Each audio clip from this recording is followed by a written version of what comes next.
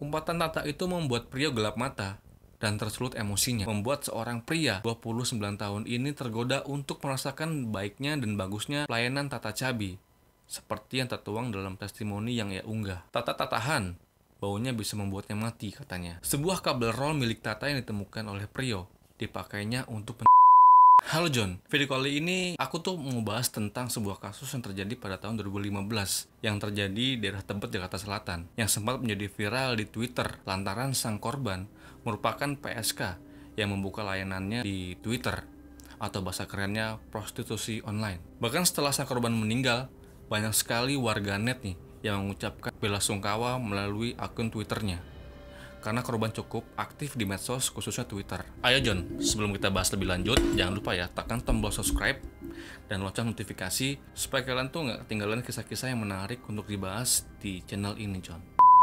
Namanya Dedeh Alfisyarin, seorang wanita yang menjalani hidupnya dengan cukup keras. Dedeh dibesarkan dengan kurangnya kasih sayang dari seorang ibu. Pasalnya, satu hari setelah dia lahir, Dedeh harus kehilangan sosok sang ibu karena sang ibu dipanggil sang pencipta. Lalu tak lama kemudian, sang ayah pun juga dipanggil oleh sang pencipta. Sejak kecil, Dedeh atau Tata Cabi sudah menjadi yatim piatu dan dia diasuh oleh bibinya di Purwokerto, Jawa Tengah hingga menginjak SMP. Masa remaja Dedeh dikenal sebagai anak yang tomboy.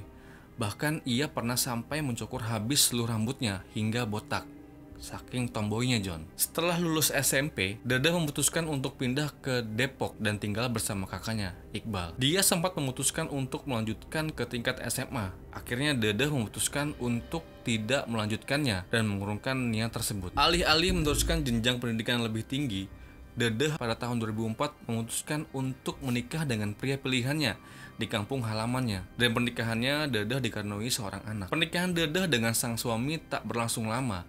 Setelah sang anak terlahir, kehidupan Dedeh dan sang suami tidak baik-baik saja dan membuat Dedeh memutuskan untuk berpisah dengan sang suami. Mendapati kondisi yang sedang kacau, Dedeh pun menitipkan anaknya ke mertuanya untuk dirawat dan dibesarkan. Selama anaknya dirawat oleh sang nenek, Dedeh jarang sekali menjenguk anaknya. Untuk kebutuhan sehari-hari, sang mantan suamilah yang memenuhinya. Sejak remaja pula, Dedeh dikenal sebagai orang yang tertutup. Bahkan keluarganya tidak tahu di mana ia bekerja. Sepengetahuan pihak keluarga, semasa Dedeh hidup, Dedeh bekerja di sebuah restoran di Jakarta. Selain itu, Dedeh juga jarang mengunjungi kakaknya yang bertempat tinggal di Depok. Dedeh baru akan mengunjunginya ketika hari raya tiba, yaitu pas Idul Fitri. Kakak Dedeh sempat menasihati Dedeh agar segera mencari jodoh, agar terhindar dari fitnah-fitnah yang belum tentu aja benar. Dedeh Alfisyarin mempunyai nama beken di Twitter, yaitu Tata Cabi. Menurut keterangan dari pihak kepolisian, Dedeh alias Tata Cabi ini berprofesi sebagai wanita malam yang menjajakan layanannya via media sosial. Dalam screenshot yang berhasil aku dan tim dapatkan, diketahui bahwa Dedeh alias Tata Cabi ini secara terang-terangan menunjukkan adanya praktik prostitusi ini.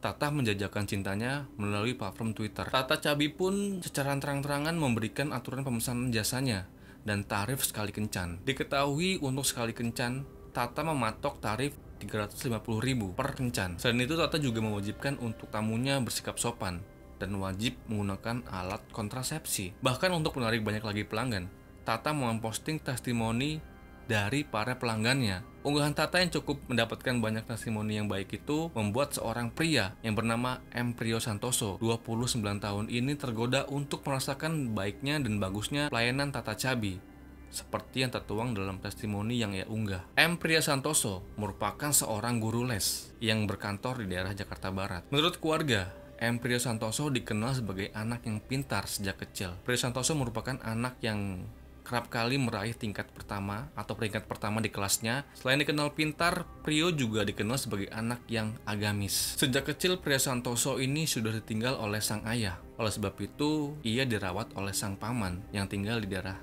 Cimanggis, Depok. Setelah lulus SD, Prio melanjutkan pendidikannya ke sebuah pesantren di daerah Anyer, Banten. Di sana pun Prio dikenal sebagai orang yang baik dan tidak sungkan-sungkan untuk mengajari siapapun yang membutuhkan pertolongannya dalam hal pelajaran, khususnya di pelajaran ilmu pasti, matematika. Bahkan saking cerdasnya nih, Kementerian Agama sempat memberikan beasiswa kepada Prio Santoso untuk berkuliah di IPB, Institut Pertanian Bogor. Tetapi karena ada sebuah pekerjaan yang harus diselesaikan, perkuliahan Priyo Santoso akhirnya pun tersendat. Priyo Santoso tidak menyelesaikan tugas akhirnya. Walau tak berhasil mendapatkan gelar sarjana, Priyo Santoso nyatanya cukup sukses menjadi guru bimbel. Terbukti beberapa tempat pusat pengajaran seperti di Serpong, Kebun Jeruk, dan daerah lainnya cukup mempercayai Priyo sebagai gurunya.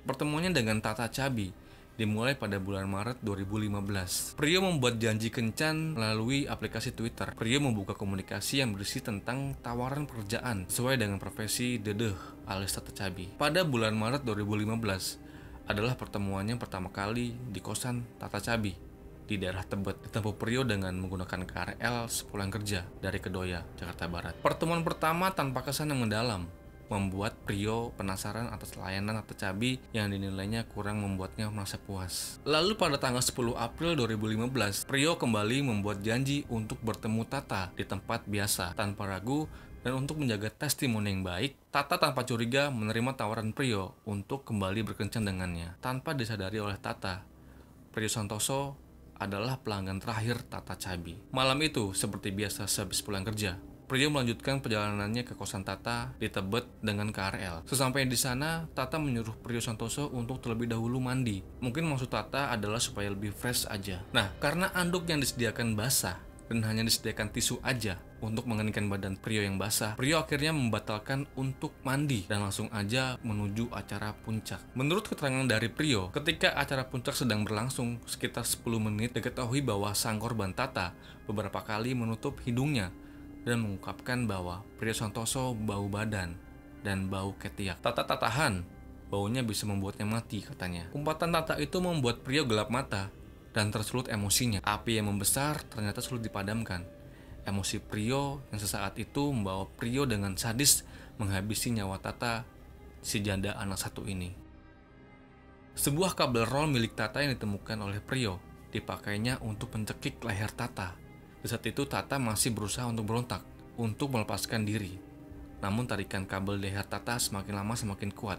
Ditambah pula kaos kaki yang menyumbat mulut Tata, yang membuatnya sulit untuk bernafas. Dan seketika saja Tata tewas kehabisan nafas. Priyo pun panik. Menurutnya ia tak berniat untuk membunuh Tata, tapi nasi sudah menjadi bubur. Segala tindakan yang telah ia lakukan harus dipertanggungjawabkan. Sembari menunggu kosan Tata menjadi sepi, Priyo bergegas dan bersiap-siap. Serta Priyo sempat mengambil 1 unit iPad, 1 MacBook, 4 handphone, dan uang tunai sebesar 2,8 juta. Setelah kondisi kosan mulai sepi, Priyo keluar, meninggalkan jenazah Tata terbujur lemas tanpa busana dan tertutup oleh bed cover. Priyo segera mengambil kunci kosan Tata dan menguncinya dari luar, serta bergegas menuju stasiun Cawang untuk pulang dan bertemu sang istri yang sedang hamil anak kedua. Tak lupa Priyo membuang kunci kamar Tata di selokan stasiun Cawang. Jenazah Tata pertama kali ditemukan pada tanggal 11 April 2015 oleh pihak pengelola kos Tata di mana ia tinggal, yang curiga kenapa Tata belum juga muncul di hari itu.